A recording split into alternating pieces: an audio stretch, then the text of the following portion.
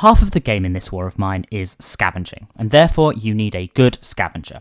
Welcome back to a survivor's guide to this war of mine. Today we will be looking at Marko, the skilled scavenger. This is his trait, and it means that he has 15 slots, which is the most outside of Boris, but he can also move at a reasonable speed.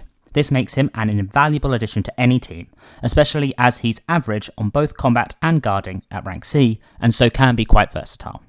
He also has the homie personality type, meaning he's a good person, but he's not too badly put out if you attack raiders or other people dealing harm, as he sees them as the bigger threat to the community. He has no addictions or guitar ability, but that's really his only downside, so overall he is one of the, if not the strongest all-round character in the game. Outside of his mechanics, we will be looking at his lore and story, starting with his happy story, and then his sad story, and then his endings. Marko's happy story. Number 1. Everybody should choose one happy memory, and it can't be good, it has to be grand. When it gets so bad that you just want to sit down and cry, when your life seems a forfeit, you close your eyes and go back to your happy moment. It's not easy, but you have to try. Number 2. We were called to a tenement fire. I was still the new one on our team. We just started assembling the hoses when a resident shouted that there was someone inside. I donned the mask, went in, and carried out a young lady. Long story short, we got married after. Her name was Alina. Number 3. Alina gave me 2 beautiful girls. We were so happy. When the war broke out, we decided they would be safer at my mother's house in the country. I stayed with my team to help people. We thought all this would be over in a couple of weeks. It's been almost 3 years now. Phones are dead, so I've been sending letters through anyone leaving the city. Number 4. I've got no reply yet, and I'm really worried, but I have to trust that Alina and the girls are fine, and that everything is going to be alright, or I'll go mad. When this siege is over, I'll find them no matter what, and I won't let anything separate us ever again. I hope that one day we can forget this war ever happened, and think of it as just a bad dream. Marko's sad story. Number 1. My father told me I should choose one happy memory, and when the life becomes miserable, I just have to close my eyes and go back to that happy moment. But what do you do when your happiest memory brings you nothing but pain? Number 2. My happiest memory is a memory of a fire.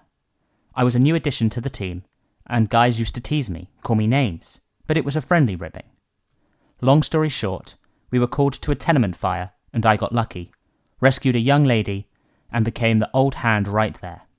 And the lady, Alina was her name, became my wife soon after. Number 3. We had 2 kids, 2 beautiful daughters.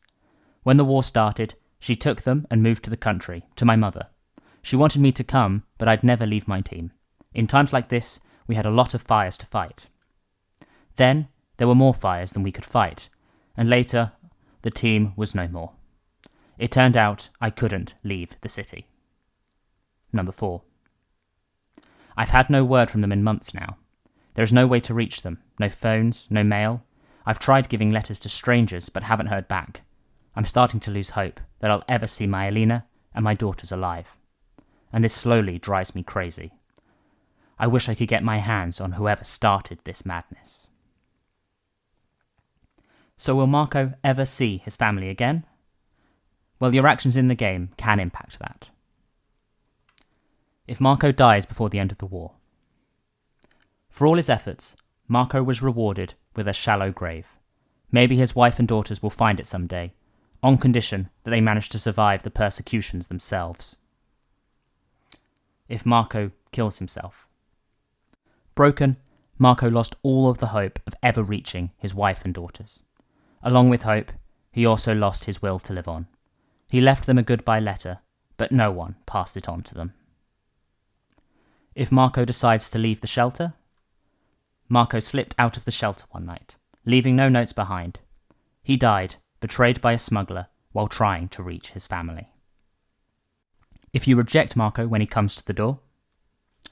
It was a tough decision, but there were reasons why Marko could not stay in the shelter. And now, if Marko makes it to the end of the war, but with bad karma. After the war, Marko set out to find his family. The refugees from the city had been brutally persecuted. there was no trace of Alina or the girls. Marko hoped against the odds that they did not end up in one of the many mass graves scarring the countryside. Would he ever see them again? If Marko makes it through the war, but is sad from his experiences. After the war, Marko set out to find his family. The refugees from the city had been brutally persecuted. Alina and the girls survived, but what they went through scarred them forever. Marko never spoke of the horrors he'd witnessed either. Would life ever be normal again? And finally, if Marko makes it through the war in good spirits and without committing atrocities. After the war, Marko found his family, who had managed to avoid the worst atrocities hidden away by a friendly country family. They came back to Pogoran, along with other people. Normalcy returned to the city. Buildings were rebuilt. Schools and shops reopened. Life went on. So that is Marko's story. I hope you found this video interesting, and if you did, please like, subscribe, and consider donating to War Child. Thanks very much, and I will see you in the next video. Ta-ra.